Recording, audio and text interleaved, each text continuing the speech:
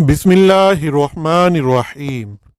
शुरू अल्लाह के बाबरकत नाम से जो दिलों के राज खूब जानता है। सभी नाजरीन को अस्सलामु अलैकुम। खड़क सिंह के खड़कने से खड़कती हैं खिड़कियाँ। इसकी असल कहानी क्या है नाजरीन? आपने ये मनकूला तो बचपन से ही सुना होगा, मगर इसके पीछे की दास्तान का नहीं पता होगा। खड़क सिंह पटियाला के महाराजा के मामू थे। पटियाला के सबसे बाअसर बड़े जागीरदार और गांव के पंचायती सरपंच भी थे।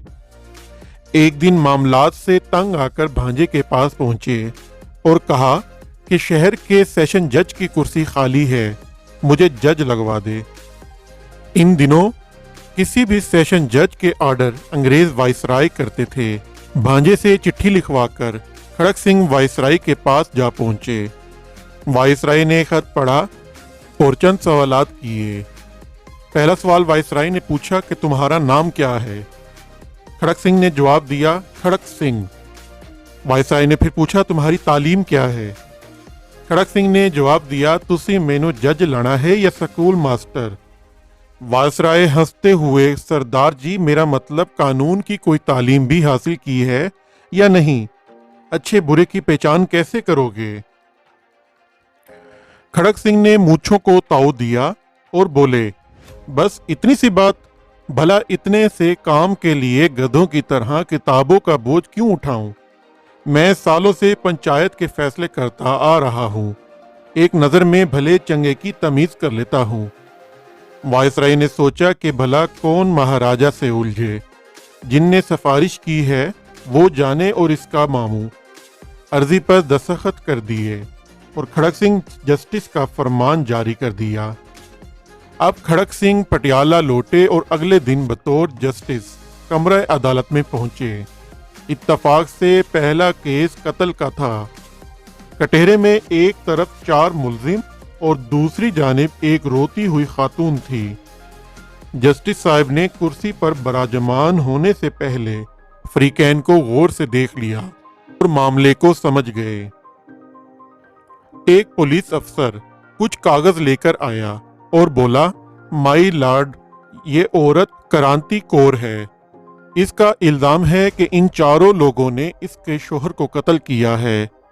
जस्टिस खड़क सिंह ने औरत से तफसील पूछी। औरत बोली, सरकार, दाएं जानिब वाले के हाथ में बर्छा था और बराबर वाले के हाथ में दरांती और बाकी दोनों के हाथों में सोटे थे। ये चारों कमात के ओले से निकले और मेरे खसम को मार मार कर जान से मार दिया। जस्टिस खड़क सिंह ने चारों को गुस्से से देखा और पूछा, क्यों बदमाशो, तुमने बंदा मार दिया? दाएं तरफ से खड़े बंदे ने कहा, ना जी सरकार, मेरे हाथ में कई थी। दूसरे ने कहा, मेरे हाथ में भी दरांती नहीं थी। हम तो सिर्फ बात करने गए थे और हमारा मकसद सिर्फ समझाना था। खड़क सिंह ने गुस्से से कहा, जो भी हो, बंदा तो मर गया ना। फिर कलम पकड़कर कुछ लिखने लगे तो अचानक काला कोट पहने एक शख्स खड़ा हुआ और बोला, माय लॉर्ड रुकिए, ये केस बड़ा पेचीदा है। ये एक जमीन का फड्डा था और जिस जमीन पर हुआ वो जमीन भी मुल्जमान की है। भला मकतूल वहां क्यों गया? जस्टिस खड़क सिंह ने पुलिस अफसर से पूछा, ये काले कोट वाला कौन है? पुलिस ने जवाब दिया, जनाब, ये इन चारों का वकील है। तो खड़क सिंह ने कहा, तो इन्हीं का बंदा हुआ ना, जो इनकी तरफ से बात कर रहा है। फिर खड़क सिंह ने वकील सफाई को भी इनके चारों के साथ खड़े होने का कहा। फिर एक सतरी फैसला लिखकर दस्तखत कर दिए। फैसले में लिखा था, इन चारों कातलों और इनके वकील को कल सुबह सादिक फांसी पर लटका दिया जाए।